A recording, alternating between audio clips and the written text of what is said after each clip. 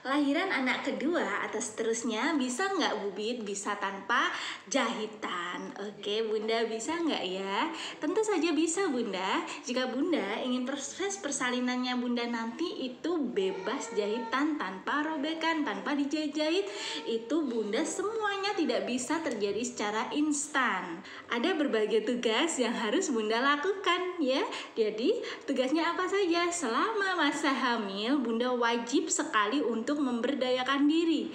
Gimana caranya selama hamil ini mengolah tubuh Bunda supaya tubuh Bunda, terutama bagian perineum yang rawan robek ini siap menghadapi proses persalinan nanti, supaya perineumnya itu sehat dan semakin elastis, jadinya nanti tanpa robekan. Gimana coba caranya Bunda selama hamil? Bunda harus ngapain?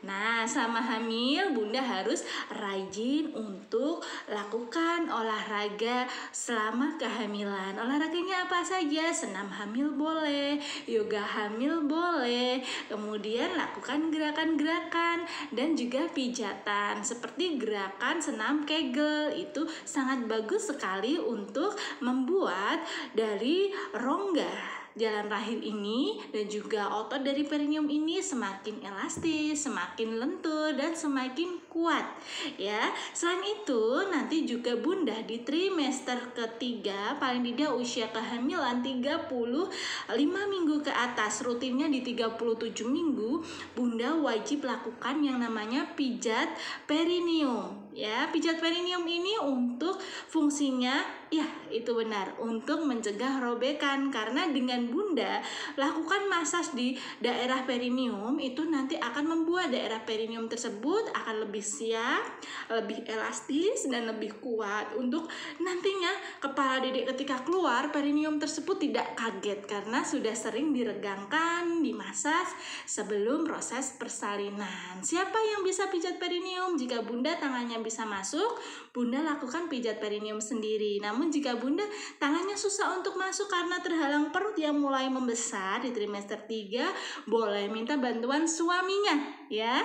Tapi jika suaminya kok merasa tidak bisa atau merasa takut untuk pijat perineum, boleh dibantu oleh bidan yang memeriksa Bunda yang melayani pijatan perineum. Nah, kalau semuanya sudah Bunda lakukan, terus Bunda harus ngapain lagi?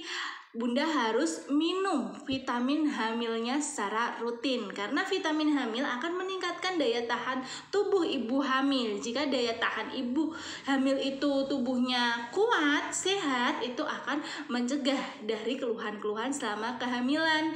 Juga nanti kondisi perineum pun ikut sehat. Selain Bunda wajib minum vitamin rutin selama hamil, Bunda juga wajib penuhi nutrisi terutama yang kaya akan vitamin dan mineral. Juga Bunda harus wajib minum air putih selama kehamilan ya. Selama masa hamil, ibu hamil diharapkan tidak boleh kurang cairan. Paling tidak cairannya berapa? 3 liter per hari ya. Ayo, siapa yang belum bisa minum 3 liter per hari selama hamil? Nah, jika masih kurang dari 3 liter, yuk ditingkatkan sedikit-sedikit sampai bisa mencapai 3 liter per hari ya. Supaya apa? Supaya jika tubuh kita itu tidak kekurangan cairan, aliran darah lancar. Jadi aliran darah di area perineum ini kalau tidak lancar akan membuat area perineum jadi kaku ya.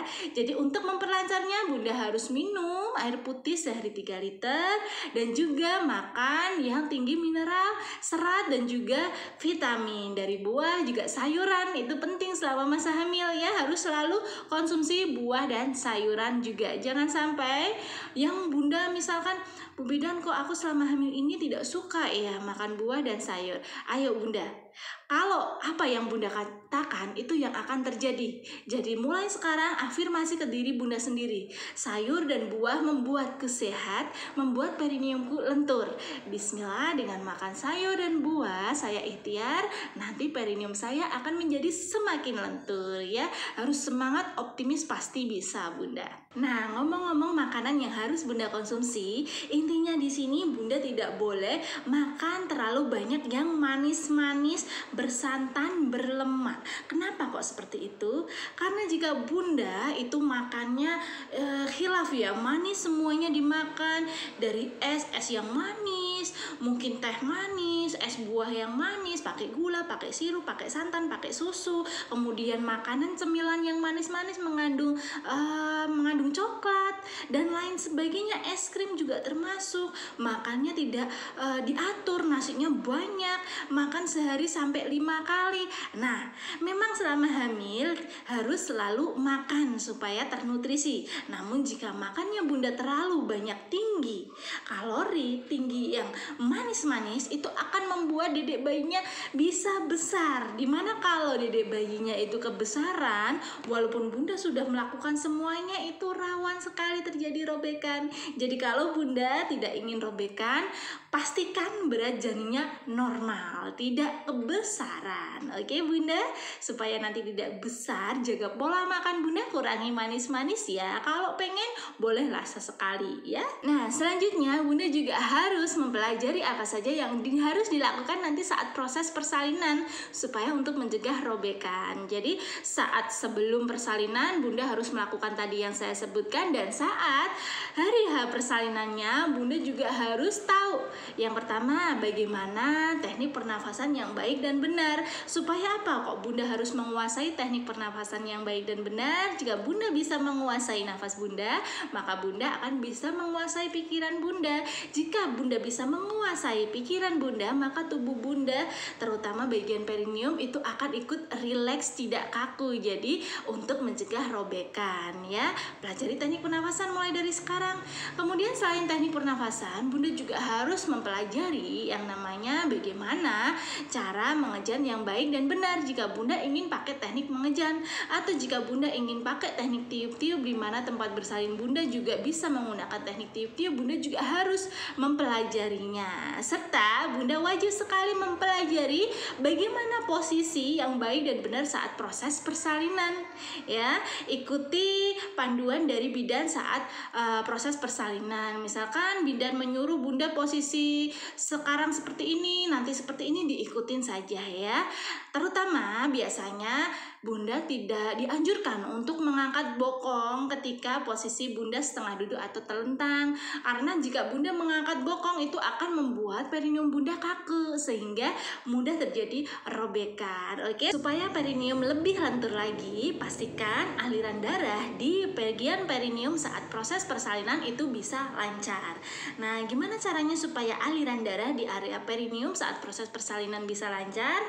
Bunda bisa menggunakan kompres hangat ya, kompres hangat di area perineum bunda.